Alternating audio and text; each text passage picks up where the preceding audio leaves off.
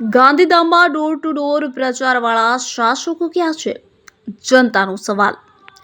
ગાંધીધામ મહાનગરપાલિકાના ward number 4માં છેલ્લા ઘણા મહિનાથી પાણી અને ગટરની સમસ્યા યથાવત હોવાનો સ્થાનિક રહીશો આક્ષેપ કરી રહ્યા છે।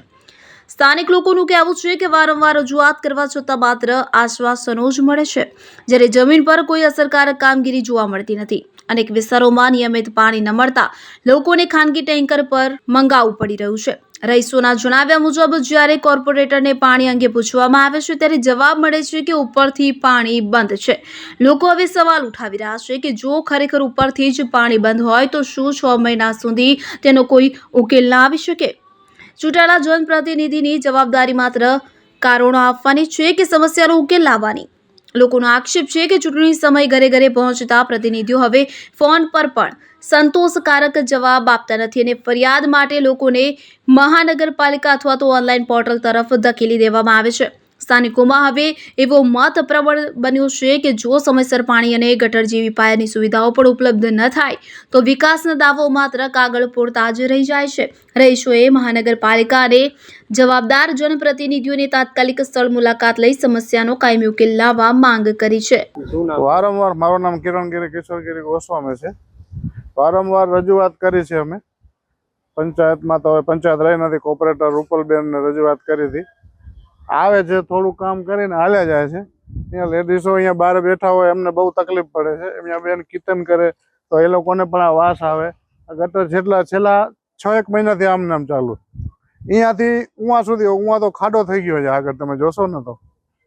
ને આ બીમાર પડે અહીંયા કને આ બધા ભાઈઓ બહેનો જતા એના માટે। બીજા કોર્પોરેટરો જે છે કેશવજીભાઈ પરમાર ને એ અહીંયા કને મુલાકાત લે છે વોર્ડ એમના પર કોર્પોરેટર? હમણાં કોઈ નથી આવ્યું। આ તો અમે પેલા કીધું કે ભાઈ તો એ કે તમે અહીંયા કને છે ને કોર્પોરેટર એ કે તમે હું કને જાણ કરો, ઓનલાઈન અરજી કરો। એક વખત ઓનલાઈન અરજી પણ કરી હતી તો આવ્યા હતા, પણ થોડુંક કરીને પછી હાલ્યા ગયા। શું માંગ રાખો છો તમે મહાનગરપાલિકા સામે? મહાનગરપાલિકામાં એ જ કે ભાઈ આ રોડ આવી રીતે, જો ગટર આવી રીતે વહેતી હોય તો અહીંયા અમારા છોકરા રહે, અમારા બૈરાઓ રહે તો એ લોકો પછી બીમાર પડે। અહીંયાથી જો જવું આ દુકાન અહીંયા કને આ બાજુ ખાડો। નામ જાડેજા હરપાલસિંહ છે। આપણે અહીંયા ઘણા સમયથી રહું, મારે આગળ જ ઘર છે, પણ અહીંયા રોજ આવવા જવામાં અમને તકલીફ પડે। આ ગટરના પાણીના લીધે રોજ અમારે ગંદા પાણીમાં નીકળવું પડે।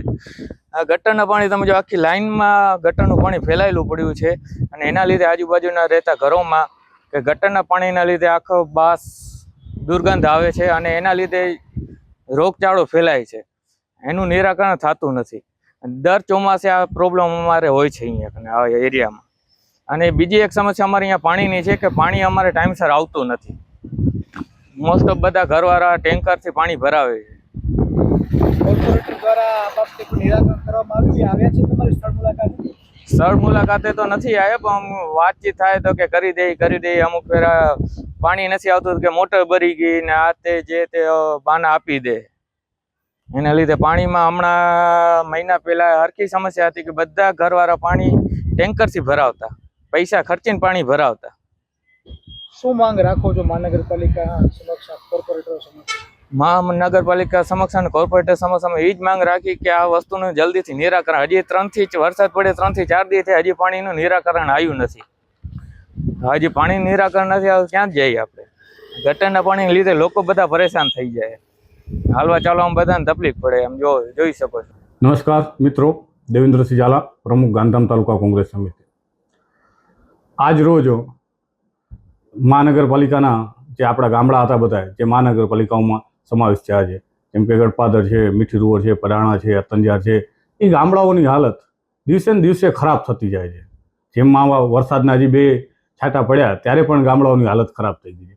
પહેલાં તો ગામડાઓમાં શું હતું કે પંચાયત હતી તો ત્યાં કામ કરી શકતા હતા। આજ જ્યાં ગળપાદર છે મારો વિસ્તાર, ત્યાં આજે બહેનો દ્વારા ફરિયાદ મળી હોય કે ત્યાં ગટરનું પાણી ઉભરાય છે, તો હું ચૂંટાયેલા સર્વે કોર્પોરેટરને પણ વિનંતી કરું છું કે આપ લોકો મત લેવા માટે જતા હતા તો આજ લોકોની તમારી જરૂર છે, તમે એની પાસે ઊભા રહ્યો। જેમ કે મીઠીરોડ ગામ છે, મીઠીરોડમાં ગામમાં ગટરના ઢાંકણા નથી મળતા, એવી ફરિયાદો મળે છે, ગટરના ઢાંકણા નથી।